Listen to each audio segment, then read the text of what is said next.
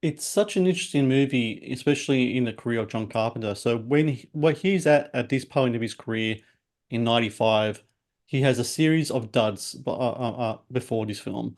Um, it kind of starts with Big Trouble in Little China, which was my first John Carpenter movie. This is my Mm, introduction to the John Carpenter world. In the glorious days of VHS and renting videos from the local video store, this was one that we frequently got. It was on TV here in Australia a lot as well. So you had that film that followed up Starman, which was like a kind of like a critical high for him. He had Oscar nominations behind that. Big Trouble comes out, doesn't do well.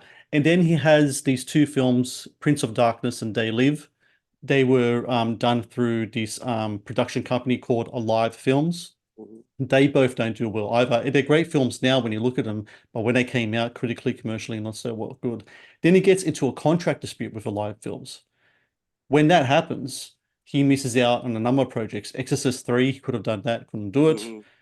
He could have done a Dracula film around the time. Some people theorize that could have been what Francis Ford Coppola did with Bram Stoker's Dracula. Don't know what that could have been. And then this movie comes along. Members of Invisible Man, that was the Yeah, other one that as I say, didn't do Memoirs well of the either. Invisible Man was a notoriously bad experience for him, and it Yeah. was also like kind of his. Not that he wasn't a household name or already, but like that was like a big Hollywood special effects movie. Of course, Sam Neill co-stars in it and gives a pretty good performance in that. But yeah, he had a really bad experience doing that. But like the box office aside, when you look at from Assault on Precinct 13 basically Mm. to They Live, which is almost over 10 years of work, like there's not a dud in that bunch. He had as good of a run of a solid decade as any director in terms of just quality. Not all of them were box office hits, but like all of those movies are bangers. It's incredible, and I think it, Memoirs is like the first like real like dud. I haven't seen that movie in quite a while, but that's when he kind of hit a rough patch, at least like as an artist, I think.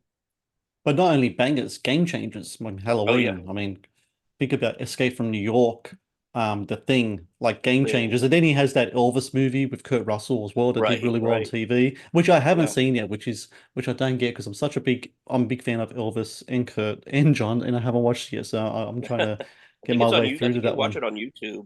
Oh I'm yeah, sure. I Yeah. gotta find it. Gotta find it. Thank you for watching the Matt's Movie Reviews channel. Please subscribe for more reviews, podcast interviews, and exclusive content.